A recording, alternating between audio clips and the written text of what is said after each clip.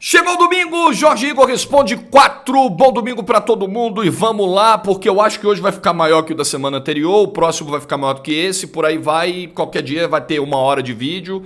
Eu sei que tem gente que pede, mas vocês são doidos da cabeça, né? 1 hora de responde, não é possível, né? Vocês precisam ter outras coisas pra fazer no domingo, gente. Tem que ficar com a família aí, tem que fazer fazer um churras aí, fazer um almocinho diferente. Ficar 1 hora me assistindo, pô. Vocês estão loucos. Mas vamos lá, obrigado para todo mundo que mandou pergunta aí, agradecendo a galera toda. Vou deixar o QR Code do Aposta Ganha aqui também. Falta 1 semana para a Copa do Mundo. E no Aposta Ganha você já tem lá os jogos de todas as seleções para você apostar, para você se dar bem. Pode começar com R$1 só? Pode. Aí você vai multiplicando isso aí e vai botando uma grana legal no bolso. Aí vai garantir os churras pra Copa, os churras pra estreia do Brasil dia 24 e tal, com o dinheirinho que você pode fazer no Aposta Ganha. Então, só apontar a câmera para esse QR Code aqui ou clicar no link que eu deixo fixado no comentário e deixo também na descrição do vídeo, tá bom? Vamos lá, pra gente não perder tempo. Tô em dívida com o Daniel Queiroz, tá? Porque eu tinha prometido pro Daniel Queiroz que eu ia abrir o Jorge Igor Responde da semana passada com ele. Ele é de Boa Vista, Roraima. Ele é conhecido em Boa Vista lá como Cacilhas, então ele deve catar muito, deve pegar muito o Daniel Queiroz. Obrigado, Daniel. Ele fez uma pergunta que é na mesma linha da pergunta do José Paldini, que eu também já estou colocando aí na tela. O que eu faria da vida se eu não fosse narrador, né? Qual profissão eu escolheria, que caminho eu seguiria? Daniel, Zé, eu não faço a menor ideia. Eu nunca planejei nada diferente na minha vida. Eu nunca fiquei em dúvida. Pô, o que eu vou fazer? Eu vou pro direito, eu vou pra medicina, eu vou pro jornalismo, eu vou pra educação física, eu nunca planejei nada diferente disso. Desde que eu era molequinho, eu queria narrar futebol, eu brincava narrando, o pessoal jogava bola na rua, eu narrava o jogo do pessoal. Eu ia pra casa de um colega jogar videogame, jogo de futebol, eu jogava e narrava. Eu tinha uma mesa de botão em casa, filho único. Então, na maioria das vezes eu não tinha com quem jogar. Então eu armava lá os dois times, eu contra eu e eu narrando. Tudo que era brincadeira de criança, de adolescência, tudo tinha narração no meio, de algum jeito eu colocava narração no meio. Então eu sempre gostei muito disso e sempre dei muitos sinais que queria fazer isso e nunca fiquei em dúvida de tentar seguir uma outra área, nunca planejei nada diferente disso. Então hoje eu tenho muita dificuldade ainda de responder isso. Tem coisas que eu gosto, poxa, eu acho que a meteorologia, é uma área hoje que eu me interessa, assim, eu gosto de ler, gosto de acompanhar. Não sei se eu estudaria a fundo para seguir a profissão, virar um meteorologista, trabalhar com previsão de tempo, não sei, mas é um negócio que eu curto, que não tem nada a ver com a área que eu trabalho. Poxa, eu acho política um negócio fascinante, a atividade parlamentar, Parlar é algo supernatural para mim, né? Falar, mas também não sei se seguiria um dia. Nunca tive isso como meta de vida. Tenho só como uma área da sociedade com a qual eu me interesso, sobre a qual eu me interesso e tal. Mas não, cara, não faço ideia do que eu seria na vida. Eu acho que eu tava ferrado se não tivesse futebol para narrar, porque eu não me vejo fazendo nada, nunca me vi fazendo nada diferente.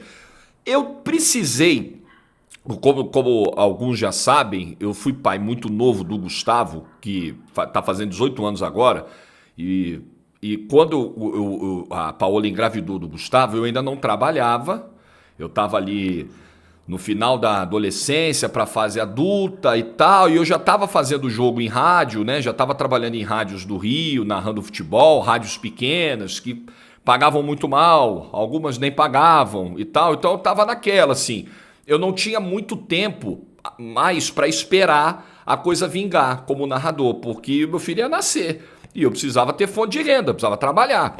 Então ali no limite, eu cheguei a fazer um teste para locutor de supermercado. Locutor que fica lá no corredor anunciando as ofertas do dia, aquele negócio todo e tal. Eu fui fazer um teste num supermercado em Botafogo, na zona sul do Rio de Janeiro. Eu morava na zona norte, então era um deslocamento grande. Peguei um ônibus, fui até o supermercado, fiz o teste. Não passei no teste. Por que eu não passei no teste? Porque eu falava rápido demais. O cara me deu lá o que eu tinha que falar, a promoção da hora, corredor tal, aquele negócio todo, só que eu já era um narrador de futebol nessa época, mesmo garoto, e pô, fala acelerada, aquele negócio todo e tal, e não rolou. Sim, coitadas, tias iam no mercado lá, os tiozinhos, e não entendiam o que eu falava, porque era tudo aquela correria, parecia que eu tava narrando um jogo do Vasco. Então não rolou, não deu certo, enfim. Acho que foi a única coisa que eu posso dizer que eu, pô, tentei fazer aqui fora do jornalismo esportivo e tal, mas, pô, durou uma manhã, foi um teste num dia de manhã, na hora do almoço, falou, meu filho, não é a sua, vai. E acabou que no final deu tudo certo. Antes do Gustavo nascer, eu já tinha recebido o convite da Rádio Brasil, comecei a trabalhar finalmente, sendo remunerado pelo que eu fazia, aquele negócio todo, e aí a coisa deu certo. Mas quase não deu, viu? Ficou ali na marca do pênalti para não dar. Eu não sei se não pintasse o convite da Rádio Brasil ali, faltando um mês para o Gustavo nascer, um mês. Faltava um mês para o Gustavo nascer. A barriga da Paola estava desse tamanho, eu não ganhava R$1, não tinha uma fonte de renda. E aí veio o convite do Felipe Cardoso para trabalhar na Rádio Brasil. Se esse convite não vem naquela hora, se o telefone não toca aquela hora, não faço a menor ideia do que ia ter acontecido. Não sei o que eu faria. Talvez eu tivesse que ir para uma área assim totalmente diferente, que não me desse nenhuma satisfação pessoal e que me desviasse totalmente do caminho que estava traçado aí para mim, por Deus, enfim. Mas seria uma necessidade, né? Porque eu precisava comprar fralda, leite em pó, caro pra caramba, precisava comprar as coisas pro garoto, o garoto ia nascer. E eu ali com 19 anos, 18 para 19 anos, loucura, né? Deu tudo certo? Deu. Mas, pô, tinha tudo pra dar errado também, né? Vamos combinar, né? Vamos combinar. E hoje eu converso muito com o Gustavo, né? Falo, olha, fui pai com 19 anos, a Paola com a mesma idade, a diferença só de 6 meses, eu não trabalhava, aconteceu tudo, encaixou na hora. Mas, pô, cara, isso aí é 1 em 1 milhão. Esse não é o caminho correto, né? Eu não quero que você passe pelo mesmo que eu passei. Faça tudo no tempo certo, conclua seus estudos, entre na faculdade, né? Tenha a sua profissão, se estabeleça, monta lá seu escritório, consultório, sei lá o que você vai fazer da vida. E aí depois você pensa nisso, né? Aí depois você pensa em casamento, aí depois você pensa em filho. Faz as coisas no tempo correto, não atropela tudo como eu fiz, não, porque eu tinha 99% de chance de dar errado, 1% de dar certo. Então, se a probabilidade é tão pequena, não aposta nela não, porque dificilmente vai dar certo. Eu sou exceção à regra aí, porque Deus quis. Só por isso. Vamos lá. Ima. Salve, Jorge. Qual a tua escola de samba do Rio? Sei que em Sampa você é saracura. Sou mesmo. Aqui eu sou vai-vai. Eu posso dizer, desde 2011. 2010, 2011, eu morava no Rio. E o Alexandre Gimenez, trabalhou comigo tantos anos no esporte interativo, é paulista, adora o Carnaval de São Paulo e nesse tempo de convivência com ele no Rio, ele foi me apresentando o Carnaval aqui de São Paulo. Então ele foi me mostrando os sambas enredo, ele me mandava os links, eu ouvia, ele me contava as histórias das escolas aqui de São Paulo, ele me falou muito da Barroca, que é ali da área dele, na Zona Sul, aquele negócio todo, e aí eu fui entrando nesse universo, fui ouvindo os sambas, de imediato ali rolou uma identificação com a Vai Vai, que é essa coisa da pegada acelerada da bateria, e aí eu fui entender por que é assim, porque isso é uma pegada da raiz do samba paulista que vem desde os tempos de Pirapora, que era o samba de bumbo, que era um negócio mais... Era uma escola muito tradicional, que tinha lá uma raiz muito forte, ela não queria copiar o que se fazia fora de São Paulo, ela queria manter aquilo ao longo de décadas e vinha mantendo, com o mestre Tadeu, com toda uma linguagem própria e tal, então aquilo me cativou. E aí, pô, no primeiro ano que eu acompanhei a Vera mesmo, o Carnaval de São Paulo, a Vai bateu campeã. 2011, quando ela homenageou o João Carlos Martins, o maestro num samba, pô, histórico. Aí pronto, aí virei Vai de vez e passei a acompanhar muito de perto o Carnaval de São Paulo. Depois me mudei pra cá, assim. Teve um ano, 2015 ou 2016, não lembro exatamente, que eu saí do Rio com a Paola pra ver o desfile do AMB e os caras do Rio queriam me pegar pelo pescoço. Você tá maluco? Você vai deixar de ver o Carnaval da Sapucaí pra ver o do AMB? Me conquistou, cara, me conquistou. É um carnaval da comunidade, feito pra comunidade, diferente do Carnaval do Rio, que é a comunidade fazendo pro turista, né? É outra grandeza, é outra relação com o samba, com o Carnaval. Não é que seja melhor ou pior, mas aqui a gente vê que as dificuldades elas são muito maiores, né? E eu acho que isso também conquistou de algum jeito. Então, isso é mais de uma década que eu meio que virei a chavinha mesmo. Agora morando aqui, então ficou mais fácil.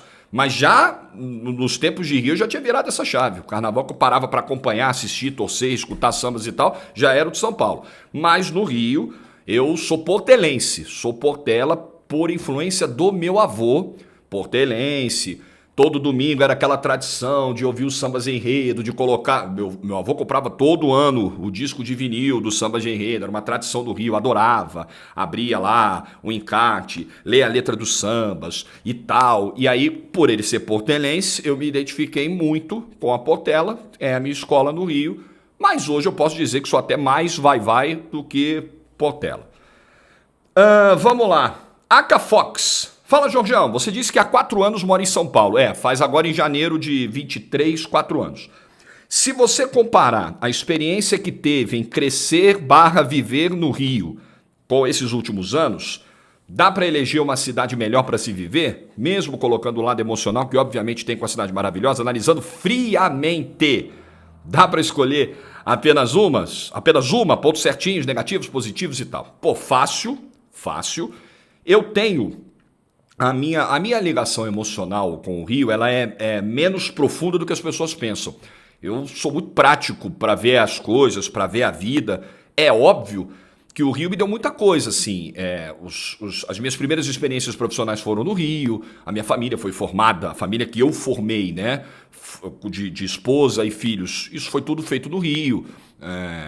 Os meus parentes estão no Rio, moram no Rio. Então, eu visito anualmente o Rio mais de uma vez. Todos os anos eu estou lá 3, 4 vezes para rever pessoas que são muito queridas. Mas eu não tenho a menor dúvida de que hoje, em vários aspectos, tá? Infraestrutura, serviços, segurança, que eu acho que é o ponto mais delicado que existe hoje no Rio de Janeiro, São Paulo supera. Sim, eu acho que é muito tranquilo fazer essa afirmação, mesmo você tendo 30 anos de vivência no Rio e 3, 4 em São Paulo, isso é muito fácil de você medir, né? Eu tenho poucas dúvidas de que hoje, como destino profissional, as principais oportunidades de diferentes áreas de atuação estão em São Paulo, né? Posso falar do mercado jornalístico. As grandes empresas jornalísticas, na sua maioria, estão sediadas em São Paulo. A própria TNT Sports fez um movimento, né, Esporte Interativo na época, de mudar esse eixo, de vir para São Paulo. É onde está o mercado publicitário, é onde as principais ações com as marcas acontecem. Então, tudo meio que acontece em São Paulo. E o Rio de Janeiro, infelizmente, ele está passando por um processo, eu digo isso com muita dor no coração, porque, repito, eu vou várias vezes no ano ao Rio, eu tenho familiares no Rio, amigos queridos no Rio, mas é uma cidade que, infelizmente, está passando por um processo de degradação muito acelerado. E eu converso com cariocas que estão aqui comigo em São Paulo, e toda vez que a gente vai ao Rio, a gente volta meio que assustado, assim, com a mesma percepção. Puxa vida, mas... parece que você vê mais coisa fechada, você vê a cidade menos cuidada. Toda vez que a gente vai no Rio parece que está um pouco pior, sabe? Porque o Rio teve um monte de problemas, né? O estado do Rio teve vários governadores presos, né? O Rio de Janeiro teve prefeitos, a cidade, a capital, que cuidaram muito mal dela. A questão da criminalidade é absolutamente fora de controle. São Paulo não é um paraíso não, tá? São Paulo tem sequestro relâmpago, cresceu muito essa coisa aqui do golpe do Pix, aquele negócio todo. Mas você tem uma diferença que é fundamental. O Rio tem a disputa territorial por comunidades muito presente no cotidiano e alterando o dia a dia da cidade como um todo, independentemente da área que você mora, né? Em São Paulo você tem as partes extremas da capital como as partes com os piores índices, né? Então você tem o extremo leste, o extremo da zona sul, que só você tem áreas ali da zona norte e tal. Mas o Rio, pela geografia da cidade, se você tem um problema numa determinada comunidade, toda a cidade se afeta de algum jeito, independente se você mora num bairro nobre ou num bairro cercado de comunidades, porque todo o teu deslocamento, né, tudo que você faz na cidade, tudo isso está cercado de áreas onde o Estado não manda mais. Então, tudo isso, toda a vida da cidade, ela tá em volta dessa questão da segurança, das disputas de território. Puxa, aqui é uma área conflagrada, aqui você não pode entrar. Aqui tem um grupo querendo invadir o território que hoje é comandado por outro grupo. E aí a polícia fica no meio dessa guerra e, na verdade, a população fica no meio dessa guerra. Então, eu acho que essa é, de tantas diferenças que existem, a principal delas, que é a questão da segurança, que é um problema de décadas. Eu cresci vendo esse problema. Eu nasci na época em que esse problema começou a se acentuar no Rio de Janeiro, ali anos 80, anos 90, e fui crescendo vendo essa coisa fugir absolutamente do controle. E as forças de segurança do Rio não têm mais controle sobre essa questão, infelizmente.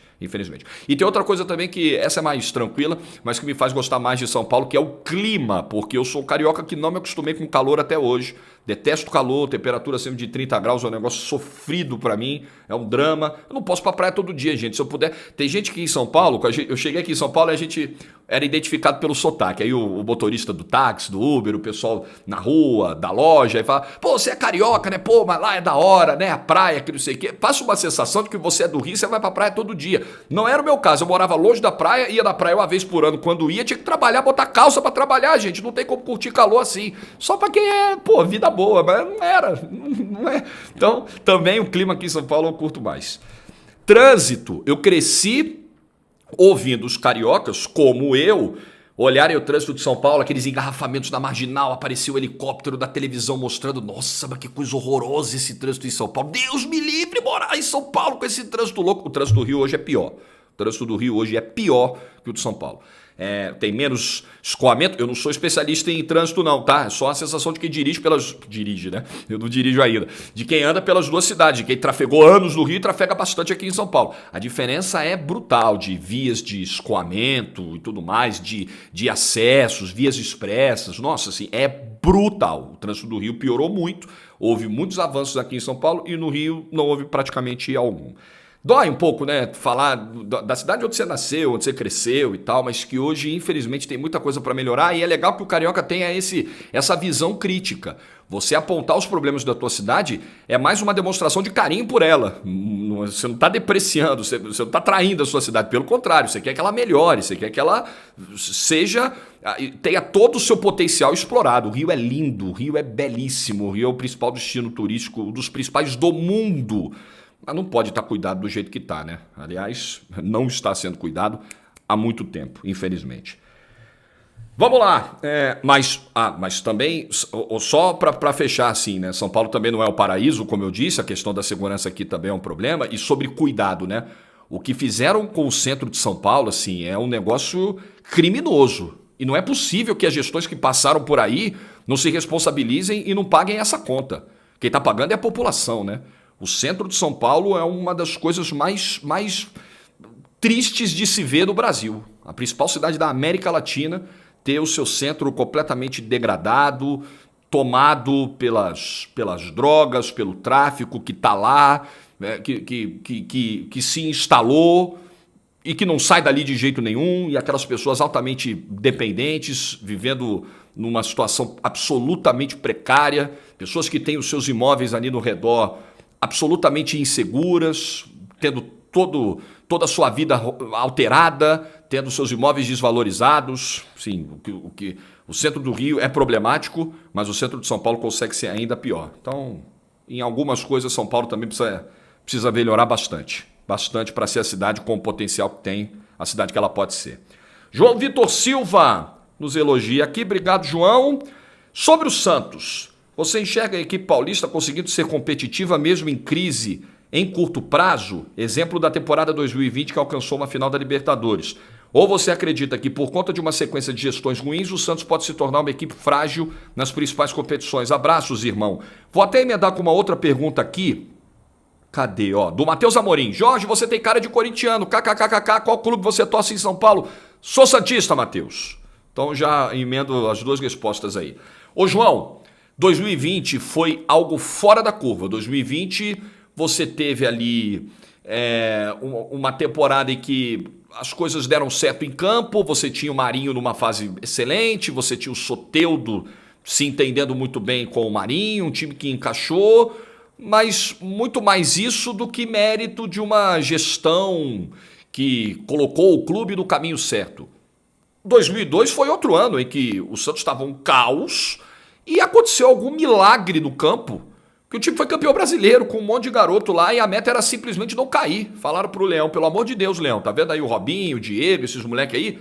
Faz um time disso aí, vê que caldo que sai e mantém esse time na primeira divisão, pelo amor de Deus. O time termina em oitavo, pega a última vaga pro mata-mata, atropela o São Paulo, atropela o Grêmio, atropela o Corinthians e é campeão brasileiro.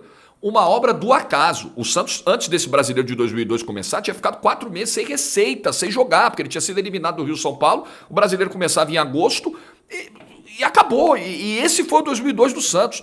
O 2020 não foi muito diferente. A diferença fundamental é que não veio o título no final. Mas por um detalhe.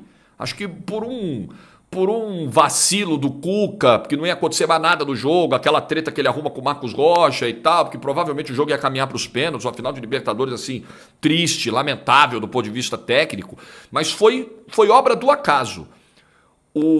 Infelizmente, o normal de hoje, com o descalabro administrativo do Santos, é a temporada de 2022 e a temporada de 2021.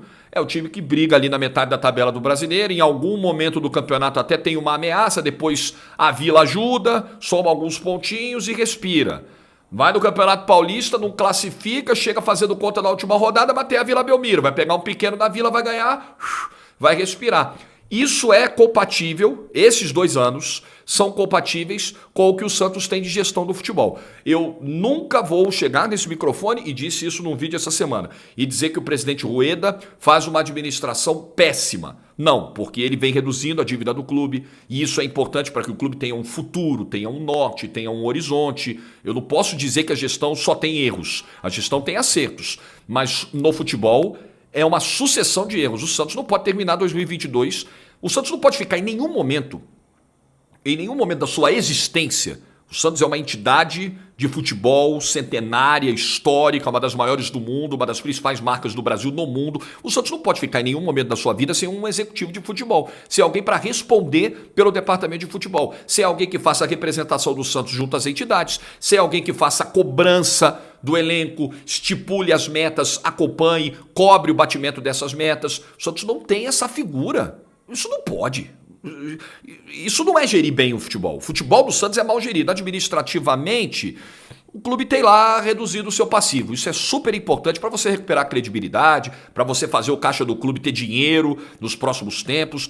Verdade que tem algumas coisas também que você olha e fala, não é essa perfeição toda, né? Se você for ver na soma que o Santos gasta com Angulo e Rúlio em termos salariais todo mês, fica difícil também você entender que critério foi adotado para essa contratação, né? Por um clube que tem uma diretoria que se diz austera. Mas tudo bem, tá? Vamos passar por isso?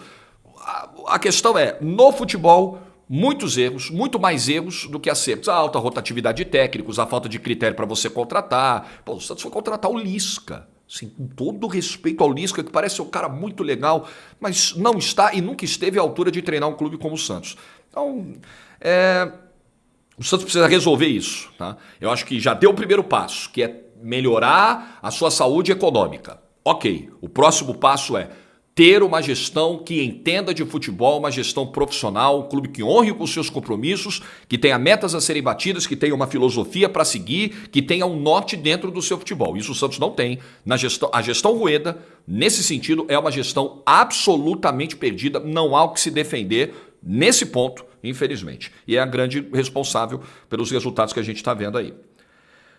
Obrigado pela pergunta aí. Matheus Nascimento, mudando totalmente de assunto, tá? Sábado à noite, você prefere ir pro rolê ou ficar em casa? Eu já não tô na fase do rolê mais, assim, não tô mais, ô Matheus. Eu e a Paola, o que a gente prefere... Chega sexta-feira à noite. Como é que a gente fica aqui na sexta-feira? Vale pro sábado, vale pra sexta. A gente vai lá...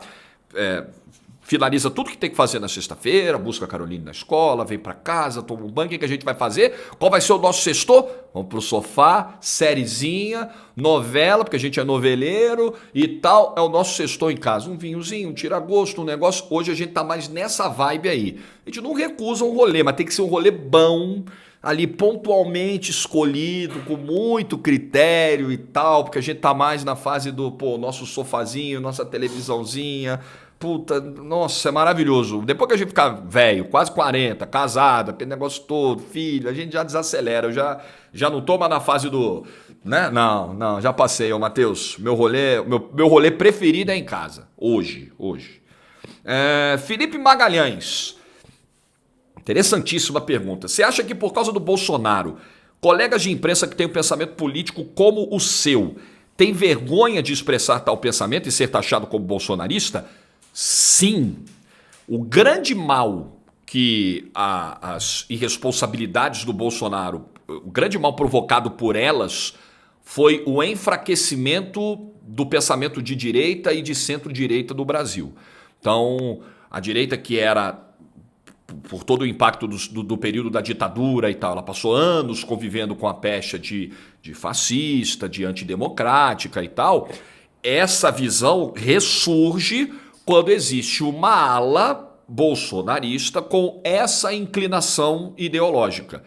E aí você perde completamente a visão de que existe uma direita democrática, de que existe uma direita que é contra o fascismo, de que existe uma direita que tem uma visão, sim, para pautas sociais, que são importantes, para a pauta racial, para a pauta ambiental. Então você acaba misturando todo mundo no mesmo balaio. Existe a extrema-direita, que pensa muito pouco, né? Que é uma extrema-direita raivosa, que é uma extrema-direita pouco afeita à vida em sociedade, à divergência de ideias, ao debate e tudo mais.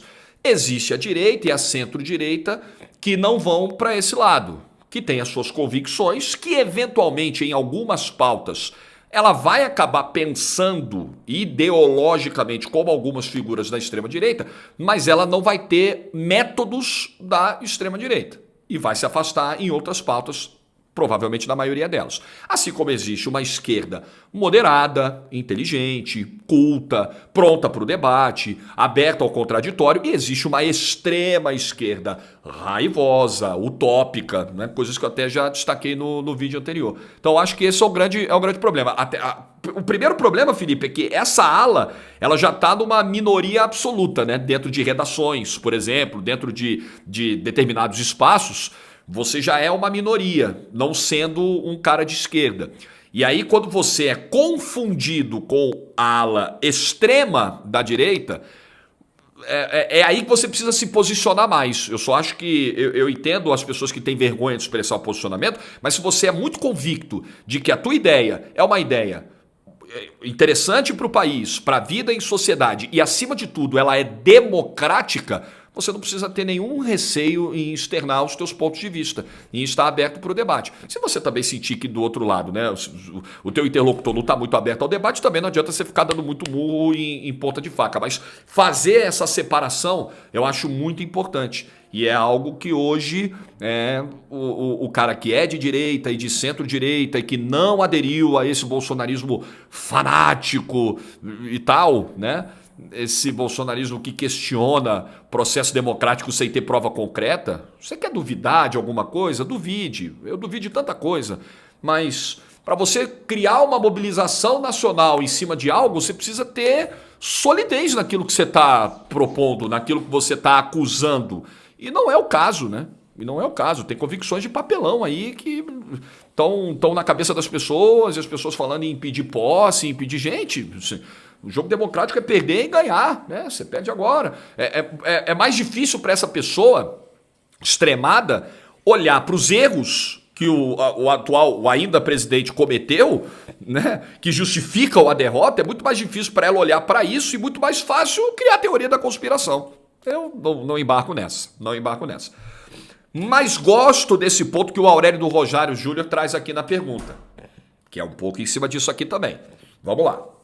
Jorge, o que você acha dos banimentos de redes sociais de pessoas da direita que discordam ou questionam alguns temas e fatos que acontecem na política? Banimento não me parece algo justo, pois cada um tem direito de questionar e dar a sua opinião.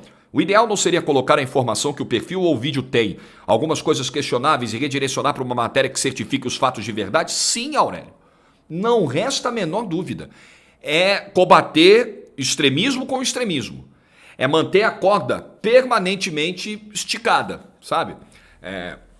Eu vejo hoje, eu vejo essa situação com alguma semelhança, por exemplo, com a questão da prisão do Lula, a Operação Lava Jato, os indícios e supostas provas lá que prenderam o Lula, e algumas pessoas justificaram o seguinte: poxa, a promotoria, o pessoal de Curitiba Para poder pegar um cara como o Lula, que é difícil de pegar, porque propina não deixa recibo, não deixa prova, não deixa rastro, você precisou atropelar algumas legalidades, você precisou deixar alguns pontos importantes do devido processo legal escanteados, porque senão você não pegava. Eu acho que não deve ser tratado assim, o processo de condenação de alguém. O judiciário ele tem ritos a seguir, ritos processuais que são importantes. Então, se existe a crítica ao que foi feito pela Operação Lava Jato, por exemplo, para prender o ex-presidente e agora futuro presidente novamente Lula, a crítica também deve existir aos excessos do judiciário para excluir perfis de pessoas que questionam o processo eleitoral, que têm lá as suas visões, que são diferentes, eventualmente até golpistas, mas você precisa combatê-las no argumento. Você precisa mostrar, evidenciar que aquilo que está sendo dito por ela é falso. Olha, isso aqui não se sustenta, isso aqui não tem o menor sentido, você não tem nenhum elemento fático para sustentar o que você está dizendo. Você precisa expor essa pessoa ao ridículo do argumento. Quando você tira do ar o perfil de um deputado que tem imunidade parlamentar, passará a ter, né, a partir do momento que tiver a sua posse. Hoje ele é um vereador, que é o de Belo Horizonte lá, o Nicolas Ferreira. Você tira a rede social do cara, do deputado mais votado do Brasil, você tira o perfil do Marco Sintra do ar, que foi secretário da Fazenda, que foi candidato a vice-presidente, porque ele fez uma pergunta ou questionamento. Eu só tenho temor de que isso dê a cortes como o TSE, o Supremo Tribunal Federal e etc., um poder ainda maior de cercear o debate em outras áreas ao longo dos próximos anos. O que me preocupa é só o precedente aberto. Se o cara adotou um discurso golpista, que ele responda por isso. Não só a questão do confronto de ideias e de expor ao ridículo o ponto que ele levantou, mas que ele seja devidamente punido por isso, que ele seja acusado, se ele eventualmente cometeu algum crime, e responda por ele. Mas você simplesmente silenciar, você permitir que pessoas que têm ideias, por mais absurdas que sejam, não sei que sejam ideias de fato que coloquem em risco a vida de pessoas. O cara defendeu o regime lá da Segunda Guerra Mundial, tá? Não vou falar o nome, porque senão pode dar problema pro YouTube. Pô, isso aí beleza, isso aí não tem defesa, isso aí de fato é um crime gravíssimo, né? E foi um regime que provocou, que pregou a extinção de uma parcela da sociedade. Isso aí, beleza. Agora o cara que está defendendo uma ideia política tosca, e se essa ideia, se essa defesa tiver algum desdobramento nas ruas, você vai lá e vai punir esse cara, você vai lá e vai fazer esse cara responder um inquérito e tudo mais. Agora, calar perfis de redes sociais é algo que me preocupa, porque pode-se abrir um precedente perigoso, um pretexto para em outras situações de menor potencial de gravidade a história se repetir. Eu não gosto, por mais que eu discorde, por mais que eu acho que esse movimento que está sendo feito aqui no Brasil de questionamento de eleições, ele seja um movimento estúpido, absolutamente estúpido, porque não tem nenhum... Se alguém um dia me trouxer uma prova de que rolou muita fraude, se tiver um relatório que, olha, foi uma sacanagem o processo, estava todo viciado, estava todo roubado, eu sou o primeiro a chegar aqui e dizer, os caras tinham razão mesmo.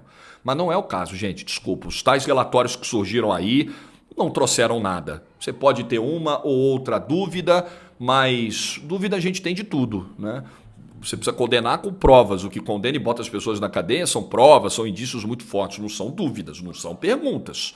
Eu acho que isso não é suficiente para o movimento que a gente está vendo aí. Eu acho que tem pessoas, inclusive, que estão embarcando num papo, né, sendo usadas pelo seu desconhecimento político, sendo usadas pelo seu fanatismo, por uma galera que está tirando muito proveito disso. Agora, excluir perfil, eu não sou a favor. Calar vozes, ainda mais de parlamentares, eu não sou a favor. Você pode dar a resposta para o cara na justiça, você pode dar a resposta para o cara no voto, mas eu não concordo. Estando do meu lado ou não, pensando como eu ou não. E eu penso diferente dessas figuras, penso bem diferente dessas figuras, mas não acho que é assim que se combate. Acho que o preceito da liberdade de expressão, ele é muito importante. Eu sei que é um assunto delicado, porque a liberdade de expressão ela não pressupõe defesa de crimes, mas defesa de algumas ideias absurdas que não necessariamente sejam crimes, não deveriam resultar em banimento de perfil. Eu, pelo menos, penso assim. Tem mais?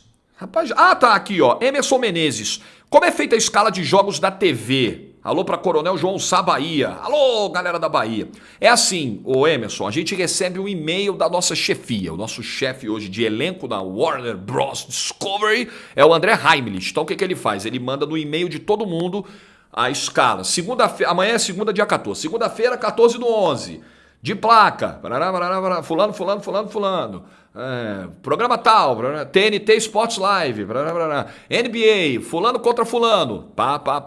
É assim, horário, evento e pessoas escaladas embaixo. É assim que a gente recebe. Seu nome não está nessa escala, você está de folga. Não apareceu em nenhum dos programas ali, nenhum dos jogos, nada. Curta a sua folga à vontade.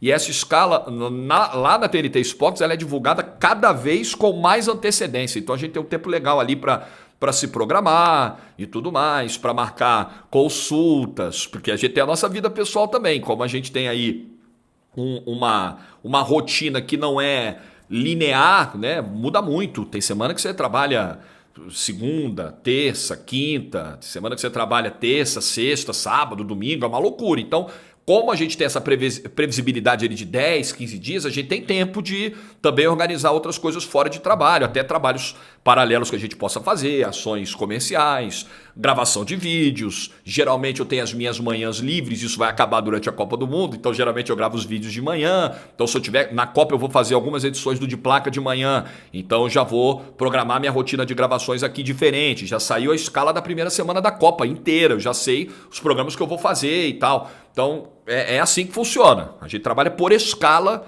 Não tem a menor ideia do que vai ser. Entra o e-mail, é uma surpresa lá. Sim, a gente tem... Não dá pra dizer que a gente não tem ideia nenhuma, né? Quando a gente sabe que tem terça e quarta de Champions, é semana de Champions, a gente sabe que aquele dia a gente vai estar ali fazendo algum jogo de Champions, né? Eu vou narrar um dos jogos do dia, vou fazer provavelmente o último lance na terça ou na quarta. Enfim, a gente já tem, né? Nos dias de Champions é mais fácil de você prever. Nos demais, não. Nos demais é o que a chefia mandar e vamos que vamos. Beleza, pessoal? Bom, é isso. Fechando então o nosso Jorge Igor Responde desse domingo. Ficou com a duração parecida com a do domingo passado. Vou pedir para você de novo deixar a sua pergunta aqui nos comentários. Principalmente aqui, que fica mais fácil. Claro que se você tiver ideia durante a semana e quiser deixar a sua pergunta para o próximo Jorge Igor Responde em algum outro vídeo que eu fizer durante a semana, tudo bem, não tem problema nenhum. Mas concentrando aqui é mais fácil de eu pegar, porque eu já sei que os comentários que estão aqui são sobre o quadro, são perguntas sobre o quadro. Fica mais tranquilo de eu selecionar bonitinho, printar para poder subir na edição, colocar na tela. É legal colocar a pergunta da galera na tela, então pode deixar aqui. Tem pergunta para a semana que vem? Manda aqui que a gente vai separando, selecionando. Domingo que vem tem mais. Não esquece do like, não esquece de se inscrever no canal, de ativar o sininho das notificações. Conto com você. E essa semana a gente vai falar muito aí de... Acho que reta final do Brasileirão, pode ser que renda algum vídeo legal a última rodada hoje, principalmente ali a briga de Libertadores e Copa do Mundo, porque já vamos respirar esse clima de Qatar 2022. Bom domingo, cuide-se, curta aí ao lado da sua família, das pessoas que você ama, ou sozinho aí no seu cantinho também. Aproveita para descansar, relaxar, juízo e boa semana para todo mundo. Valeu, pessoal!